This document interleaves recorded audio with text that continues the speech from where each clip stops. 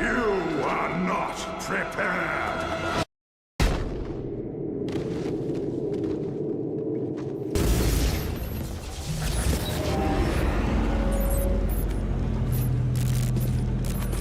Wake the fuck up. Potential Raider. We have a Class to Master.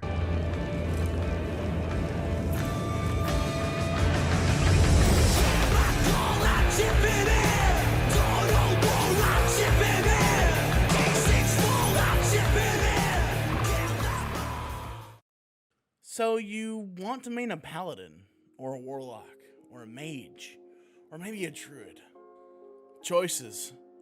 Some are more permanent than others, like what race you choose, what class you choose, what faction are you hanging out with. But when it comes to specs, man, some players think that the only thing that exists in their respective class is that one undeniable spec they've tunnel visioned into. Oh, I'm a holy priest. I'm a resto druid. Nah, man, I'm a prot warrior. It's these types of responses that define you as a character, and to be honest, in guilds that aren't pushing content at a high speed, for the most part, you're fine staying in your lane. It's not a big deal. However, I want to talk a little bit about the benefits of being willing to multi-spec actively without being asked on a personal progressive level, as well as the overall opinion of your respective raid team of you being higher as you grow. First off, this is a how-to video, so let's start with the basics on maining multiple specs.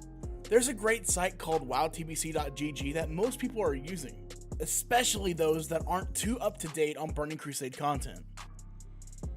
On here you can find guides for specs, top gear, consumes, enchants, rotation instructions. It's honestly been my one-stop shop for all my ret and prop paladin needs. A big shout out to Chris and the rest of the staff that work over there in the Discord and on their site. Now you've got the basic information. What are some of the things you want to keep in mind while leveling?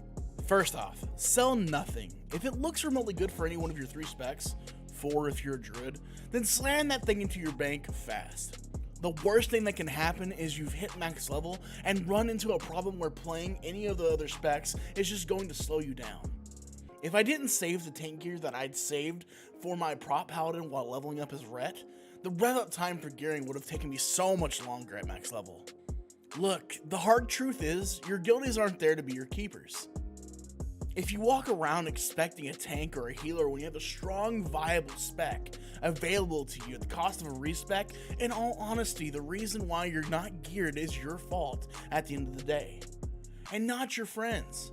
Trust me though, I've been there. Frustrated? No, furious that our main tank or people who were planning on multi-specking for the team weren't around when I needed them. It took me years to grow out of that sense of entitlement. Don't let yourself fall into the same pit holes that I fell into. Lastly, my biggest tip for you is to not make excuses for yourself. It's easy to say, well, I can't respec because I don't have the gold, or I don't have the time. If you need to sit out a week of raiding to make sure you learn how to play your off spec, set that up with your raid team.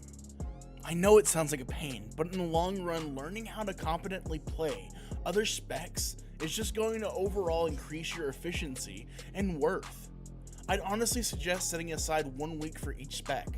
Practicing your healing, tanking, and DPSing for a solid week each is a good way to get yourself accustomed to all your specs evenly. Hey guys, thanks for watching. If you liked what you saw, please feel free to leave a like and subscribe. Also, what do you think is the most important part of maining a class? I'd love to hear from you guys in the comments below. Also, feel free to stop by my Twitch channel at twitch.tv/amshady. I stream Sunday through Thursday starting at 9 p.m. EST. Have a great day, and thank you for listening.